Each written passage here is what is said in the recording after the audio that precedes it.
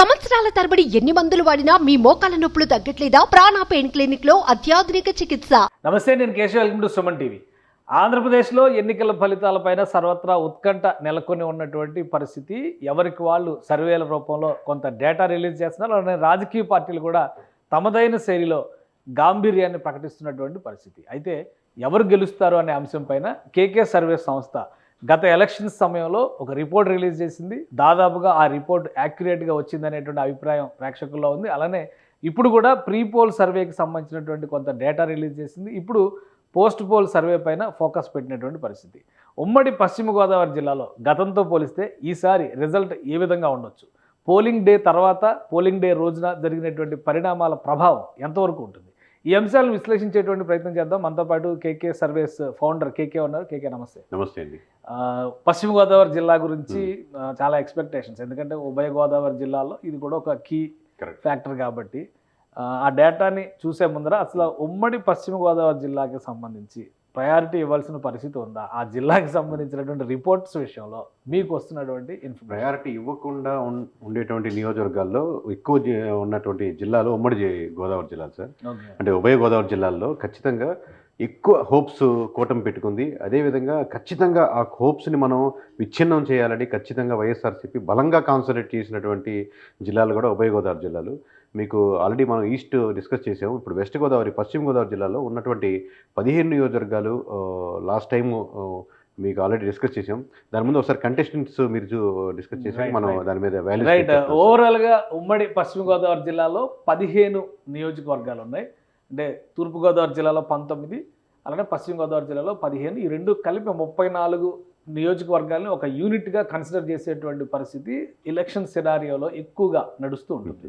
So అదే క్రమంలో ఈ 15 నియోజకవర్గాల్లో జనసేన, బీజేపీ, టీడీపీ ఏ విధంగా సీట్స్ పంచుకున్నాయి, ఇప్పుడు ఎవరెవరు అభ్యర్థులు, ఎవరెవరు ప్రత్యర్థులు, ఈ అంశాన్ని ఒకసారి విశ్లేషించేటువంటి ప్రయత్నం చేద్దాం. పశ్చిమ గోదావరి జిల్లాలో ఉన్నటువంటి 15 నియోజకవర్గాల్లో మొదటి నియోజకవర్గంగా ఒకసారి మనం పరిశీలిద్దాం. ఆ నియోజకవర్గంలో ఎవరెవరు అభ్యర్థులు ఉన్నారో. ఆచంట నియోజకవర్గం. ఈ నియోజకవర్గానికి సంబంధించి Cherukuvada Sri Ranganatha Raju already sitting MLA, గత ఎలక్షన్స్లో గెలిచారు. అలానే మంత్రిగా కూడా ఆయన సర్వీసెస్ అందించారు. ఇప్పుడు ప్రస్తుతం మాజీ మంత్రిగా చూడాల్సి ఉంటుంది. ఇక పితాని సత్యనారాయణ ఆయనకి ప్రత్యర్థిగా తెలుగుదేశం పార్టీ నుంచి కూటమి అభ్యర్థిగా బరిలో దిగారు. ఇక మరొక నియోజకవర్గాన్ని కనుక ఉమ్మడి పశ్చిమ గోదావరి జిల్లా పరిధిలో చూస్తే భీమవరం. ఇది అత్యంత కీలకమైనటువంటి నియోజకవర్గం. వాస్తవానికి గత ఎన్నికల్లో జనసేన అధినేత పవన్ కళ్యాణ్ పోటీ చేశారు కాబట్టి ఈసారి కూడా పోటీ చేస్తారు అనేటువంటి చర్చ ఎక్కువగా జరిగింది. చివరి నిమిషంలో తెలుగుదేశం పార్టీలో మాజీ ఎమ్మెల్యేగా ఉండి సీనియర్ నాయకుడైన పులపర్తి రామాంజనేయుల్ని జనసేనలో చేర్చుకున్నారు. ఆయనకి భీమవరం టికెట్ కేటాయించింది జనసేన పార్టీకి. ఆయనకు ప్రత్యర్థిగా గ్రంథి శ్రీనివాస్, పవన్ కళ్యాణ్తో తలపడినటువంటి గ్రంథి శ్రీనివాస్ ఇక్కడ సిట్టింగ్ ఎమ్మెల్యే, మళ్ళీ ఆయనే ఈసారి వైఎస్ఆర్సీపీ నుంచి పోటీలో ఉన్నారు. మరొక నియోజకవర్గం ఉమ్మడి తూర్పుగోదావరి జిల్లాలో కనుక మనం చూస్తే చింతలపూడి నియోజకవర్గం. ఇది ఎస్సీ రిజర్వ్డ్ కాన్స్టిట్యున్సీ. ఇక్కడ కంభం విజయరాజు సిట్టింగ్ ఎమ్మెల్యే అక్కడ బరిలో ఉన్నటువంటి పరిస్థితి. ఇంకొకటి సొంగ రోషన్, ఇది ఒక డాక్టరు, ఆయనని తీసుకొచ్చి తెలుగుదేశం పార్టీ కూటమి అభ్యర్థిగా ఇక్కడ బరిలో నిలిపింది. ఇది చింతలపూడి సినారియో. ఇక మరొక నియోజకవర్గాన్ని కూడా మనం పరిశీలిద్దాం. దెందులూరు నియోజకవర్గం కీలకమైన నియోజకవర్గం. చివరి నిమిషం వరకు టికెట్ ఇస్తారా లేదా అనేటువంటి సస్పెన్స్ ఎక్కువగా నెలకొని ఉంది. తెలుగుదేశం పార్టీ తరఫున చింతమనేని ప్రభాకర్కి అందరికంటే ఆఖరణ నామినేషన్ తీసుకున్నటువంటి బీఫామ్ తీసుకున్నటువంటి నాయకుడు చింతమనేని ప్రభాకర్, తెలుగుదేశం పార్టీ అభ్యర్థిగా అక్కడ మాజీ ఎమ్మెల్యే. మరోసారి ఆయన అదృష్టాన్ని పరీక్షించుకుంటారు. ప్రస్తుతం సిట్టింగ్ ఎమ్మెల్యే అబ్బాయి చౌదరి మరొకసారి వైఎస్ఆర్సీపీ నుంచి దెందులూరులో బరిలో నిలిచినటువంటి పరిస్థితి. ఇక మరొక నియోజకవర్గం ఈ పరిధిలో చూస్తే కనుక ఉమ్మడి పశ్చిమ గోదావరి జిల్లా పరిధిలో ఏలూరు నియోజకవర్గం. ఏలూరు అసెంబ్లీ స్థానం నుంచి బడేటి రాధాకృష్ణ తెలుగుదేశం పార్టీ అభ్యర్థిగా బరిలో దిగుతున్నారు. అలానే ఆళ్ల కాళీకృష్ణ శ్రీనివాస్ అంటే ఆళ్ల నాని వైఎస్ఆర్సీపీ నుంచి ఇక్కడ బరిలో దిగుతున్నారు. సో వీళ్ళిద్దరిలో అదృష్టాన్ని ఎవరిని వరిస్తుంది అనేది కూడా ఆసక్తికరంగా ఉంది. మరొక నియోజకవర్గం ఉమ్మడి పశ్చిమ గోదావరి జిల్లా పరిధిలో మనం చూస్తే కనుక గోపాలపురం నియోజకవర్గం. ఇది కూడా ఎస్సీ రిజర్వ్డ్ నియోజకవర్గం. హోంమంత్రి తానేటి వనిత కొవ్వూరు నుంచి నియోజకవర్గం మార్చుకొని గోపాలపురం నుంచి వైఎస్ఆర్సీపీ అభ్యర్థిగా కంటెస్ట్ చేస్తున్నారు. ఇప్పుడు ఆమెకు ప్రత్యర్థిగా మద్దిపాటి వెంకటరాజు ఇక్కడ బరిలో నిలిచినటువంటి పరిస్థితి. సో ఇక్కడ ఈక్వేషన్ ఏ విధంగా ఉంటుంది అనేది చూడాలి. ఇక మరొక నియోజకవర్గం ఉమ్మడి పశ్చిమ గోదావరి జిల్లా పరిధిలో కనుక మనం చూస్తే ఈ కొవ్వూరు నియోజకవర్గం అక్కడి నుంచి తానేటి వనిత షిఫ్ట్ అయిన నేపథ్యంలో తలారి వెంకట్రావుని బరిలో నిలిపింది వైఎస్ఆర్సీపీ. ఆయనకి ప్రత్యర్థిగా చూస్తే ముప్పిడి వెంకటేశ్వరరావు ఇక్కడ పోటీ చేస్తున్నటువంటి పరిస్థితి. తెలుగుదేశం పార్టీ నుంచి ఉమ్మడి అభ్యర్థిగా, కూటమి అభ్యర్థిగా బరిలో నిలిచినటువంటి పరిస్థితి. ఇక మరొక నియోజకవర్గం ఉమ్మడి పశ్చిమ గోదావరి జిల్లా పరిధిలో చూసినప్పుడు నరసాపురం నియోజకవర్గం హార్డ్ కోర్ జనసేన అనేటువంటి అభిప్రాయం ఉంది. అక్కడ ఉన్నటువంటి సామాజిక వర్గాల ఈక్వేషన్స్ పరంగా కూడా కాపు అలానే మత్స్యకార వర్గాలకు సంబంధించినటువంటి ఓటింగ్ ఎక్కువగా ఉంటుందనే నేపథ్యంలో జనసేన పార్టీ మత్స్యకార సామాజిక వర్గం నుంచి బొమ్మిడి నాయకర్ని బరిలోకి నిలిపింది. అలానే ప్రత్యర్థిగా ముదునూరు ప్రసాదరాజు ప్రస్తుతం సిట్టింగ్ ఎమ్మెల్యే వైఎస్ఆర్సీపీ నుంచి ఉన్నారు. ఆయనే మరొకసారి ఇక్కడ పోటీ చేస్తున్నటువంటి పరిస్థితి. ఇక మరొక నియోజకవర్గం ఉమ్మడి పశ్చిమ గోదావరి జిల్లా పరిధిలో చూస్తే కనుక నిడదవోలు నియోజకవర్గం అత్యంత కీలకమైనది. రాజమండ్రి లోక్సభ స్థానం పరిధిలోకి వచ్చేటువంటి నియోజకవర్గం ఇది. కందుల దుర్గేష్ని జనసేన పార్టీ ఇక్కడ అభ్యర్థిగా బరిలో నిలిపింది. వాస్తవానికి రాజమండ్రి రూరల్ టికెట్ ఎక్స్పెక్ట్ చేసినటువంటి దుర్గేష్ అనూహ్యంగా ఇక్కడికి షిఫ్ట్ అవ్వాల్సిన పరిస్థితి వచ్చింది. ప్రస్తుతం గెడ్డం శ్రీనివాస్ నాయుడు, జీవి నాయుడు అంటారు, వైఎస్ఆర్సీపీ నుంచి సిట్టింగ్ ఎమ్మెల్యే, ఆయన బరిలో నిలిచారు. సో ఇది ఓవరాల్గా పశ్చిమ గోదావరి జిల్లాలో ఉన్నటువంటి అభ్యర్థులకి సంబంధించి నియోజకవర్గాలకు సంబంధించినటువంటి డేటా. ఇంకొక నియోజకవర్గం కీలకమైనదే, కాకపోతే సిట్టింగ్ ఎమ్మెల్యే స్థానం ప్రస్తుతానికి అది టీడీపీ స్థానంగా ఉన్నటువంటిది పాలకొల్లు నియోజకవర్గం. నిమ్మల రామానాయుడు ఇక్కడ బరిలో ఉన్నారు.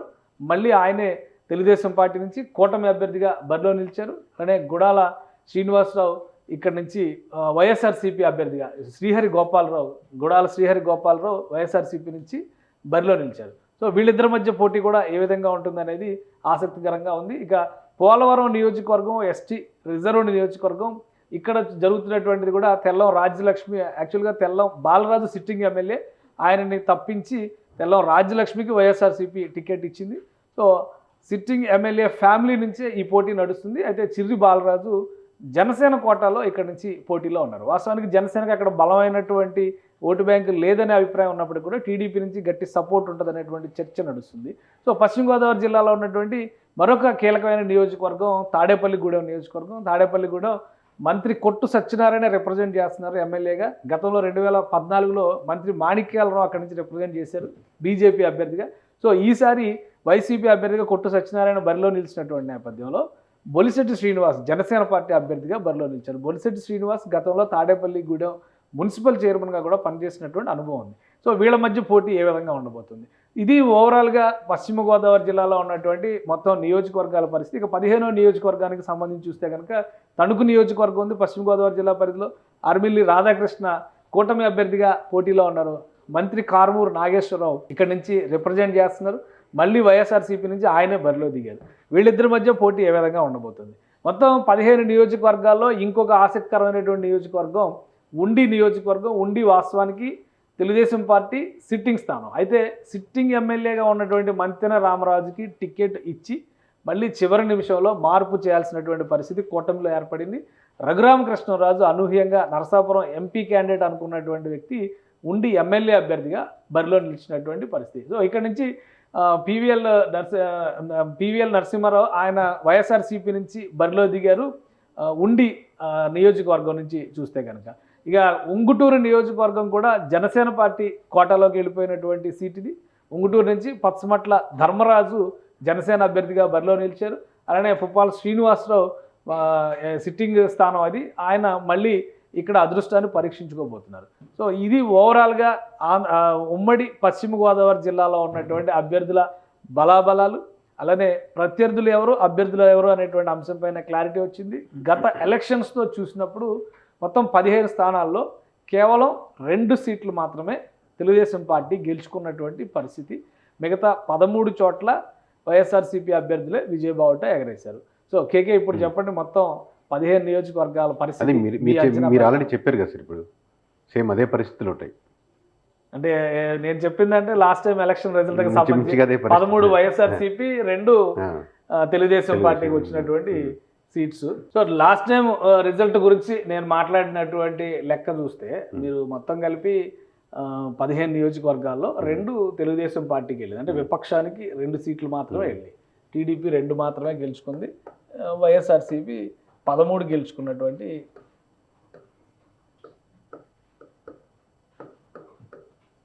సో ఇది 2019 రిజల్ట్. సో ఈసారి ప్రీపోల్ సర్వే కానీ మీ అంచనాలు కానీ ప్రీపోల్ చేసాము. ప్రీపోల్లో గంటా పదంగా చెప్తున్నాం. ఇప్పుడు పోస్ట్ పోల్ మీకు 1వ తారీఖు సాయంత్రం 5 గంటల గంట చెప్తాం సార్ గ్యారంటీగా. బట్ ఇప్పుడు ప్రీపోల్లో చెప్పిన నెంబర్ మీదే మేము స్టిక్ ఆన్ అయినాం. సేమ్ ఇదే నెంబర్ రిపీట్ అవుతుంది సార్ కన్ఫామ్గా. వైఎస్ఆర్సీపీకి ఓకే, ఒకటి కన్ఫామ్గా, వైఎస్ఆర్సీపీ ఒకటే అని ఒకటి కనపడుతుంది కంపల్గా. సో కూటమి వైపు అయితే మటుకు మీకు ఖచ్చితంగా మొత్తం 15 నియోజకవర్గాల్లో 13 నియోజకవర్గాలు మటుకు ఖచ్చితంగా గెలుస్తుంది కన్ఫామ్గా. కేవలం ఒక్క నియోజకవర్గం మాత్రం టైట్ ఫైట్ ఉంది. ఓకే, అంటే ఇప్పుడు ఈ రెండు కలుపుకుంటే ఇది కూడా కొట్టగలదు అనుకుంటే 1 or 2 సార్. ఇది 1 or 2 అనేది మేము పోస్ట్ పోల్లో మీకు అయిపోయాక చెప్తాం 1వ తారీఖు సాయంత్రం 5 గంటలకి.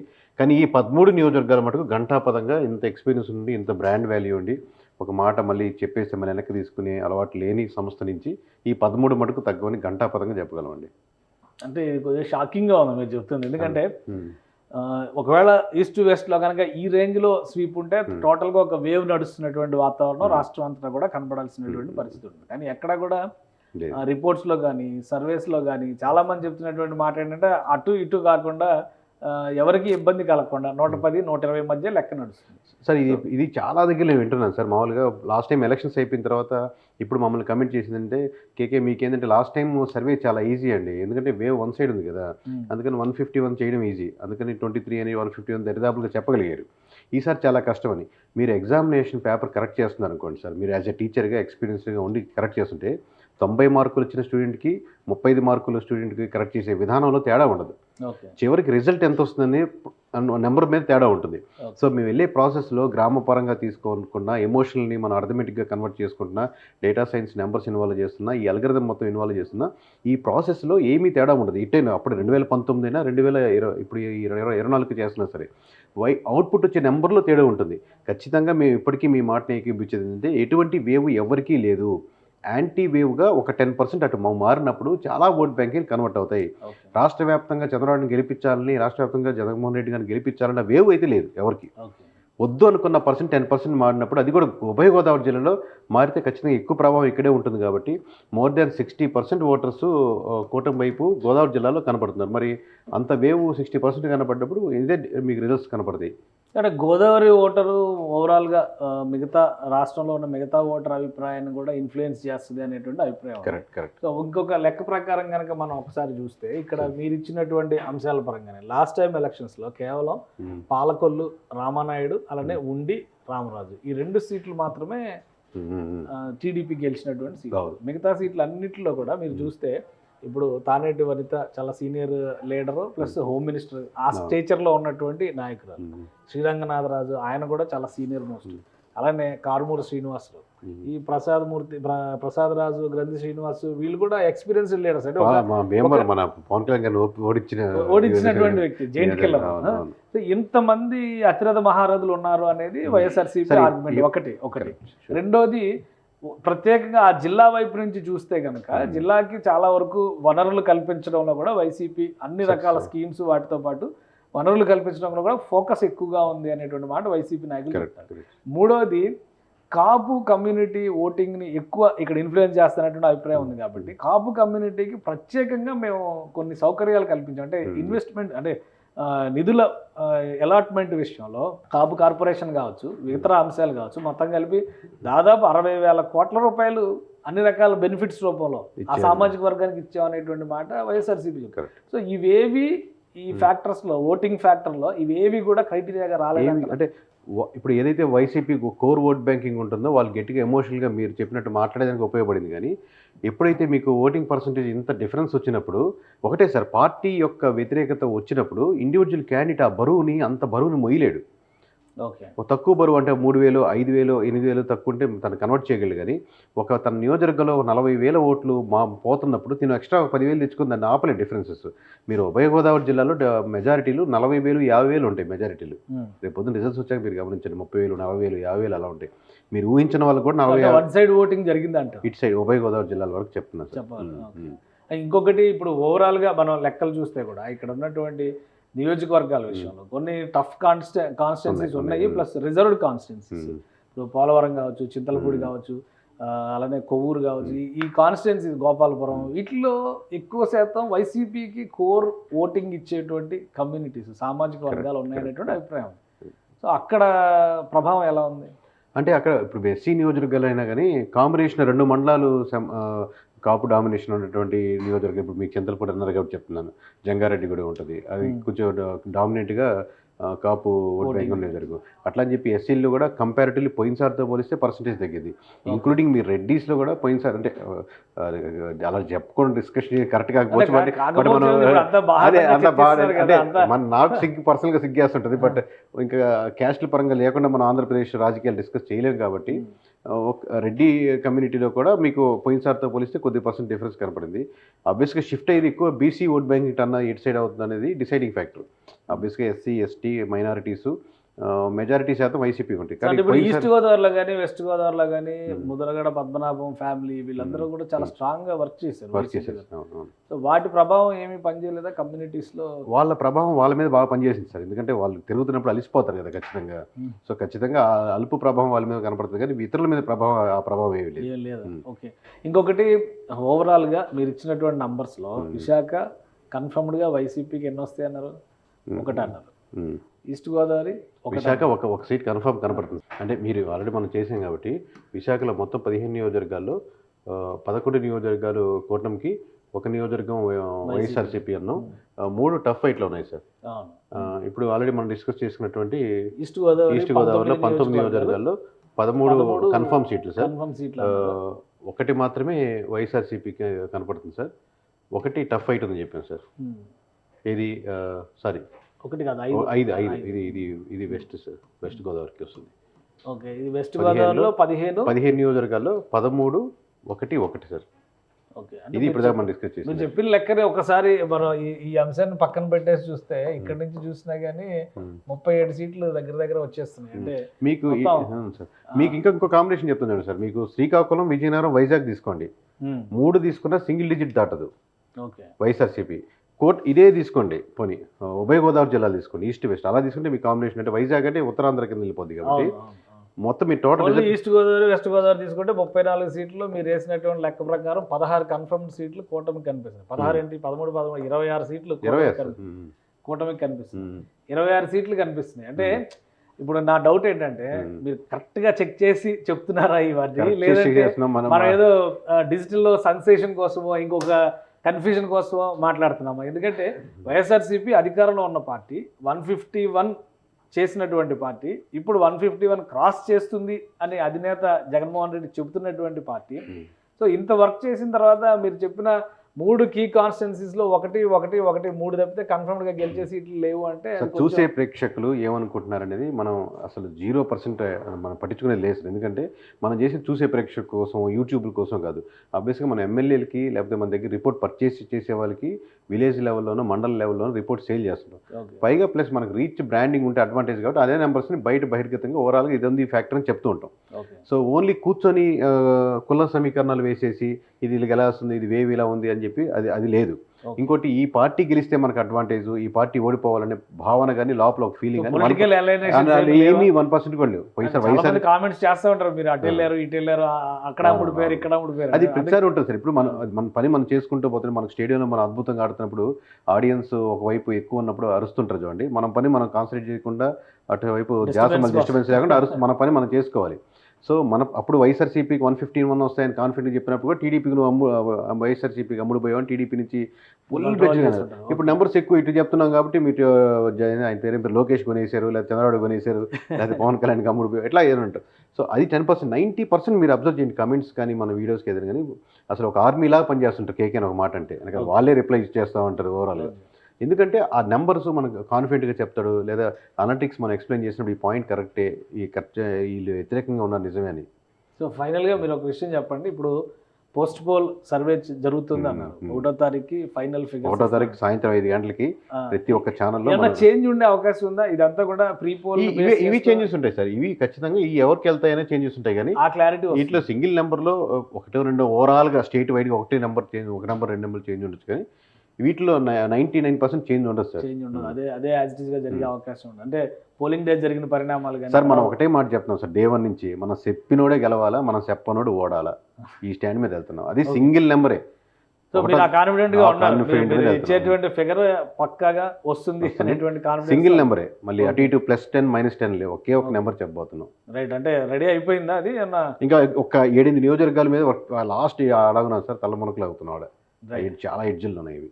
రైట్, థ్యాంక్ యూ కేకే, మీ అభిప్రాయాలు తెలియజేస్తుంది. you. ఇది కేకే సర్వేస్ చెప్తున్నటువంటి మాట, పక్కాగా యాక్యురేట్ డీటెయిల్స్తో ఎక్కడ ఎవరు ఏ కాన్స్టిట్యున్సీలో గెలవబోతున్నారు అనేటువంటి డేటా ఆధారంగానే ఈ లెక్కలు చెప్తున్నాం అనేటువంటి మాట చెప్తున్నారు. అలానే గతంలో వచ్చినటువంటి రిజల్ట్ ఆధారంగా చూస్తే తమ ట్రాక్ రికార్డు దెబ్బతినకుండా కాపాడుకునే బాధ్యత మా పైన ఉంది. కాబట్టి కామెంట్స్ గురించి కానీ రకరకాలుగా ట్రోల్ చేస్తున్న వాళ్ళ గురించి కానీ పట్టించుకోవాల్సిన అవసరం లేదు. కానీ ఇప్పుడు ఉన్నటువంటి పరిస్థితుల్లో పక్కా డీటెయిల్స్ అటు విశాఖపట్నం, ఇటు ఈస్ట్ వెస్ట్ గోదావరిలో పక్కాగా వైఎస్ఆర్సీపీ గెలవడానికి అవకాశం ఉన్నది ఒక్కొక్క స్థానం మాత్రమే అని చెప్తున్నారు. మిగతా టఫ్ ఫైట్లో ఉన్న సీట్స్ ఎన్ని టర్న్ అవుతాయి అనేది కూడా 1వ తేదీన ఇవ్వబోయేటువంటి డేటాలో క్లియర్ పిక్చర్ ఇస్తానని కేకే చెప్తున్నారు.